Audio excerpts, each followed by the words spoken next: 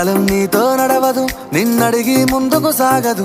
సంకల్పం ఒకటే చాలదు, దానికి సమయమే కదరా ఆయుధము.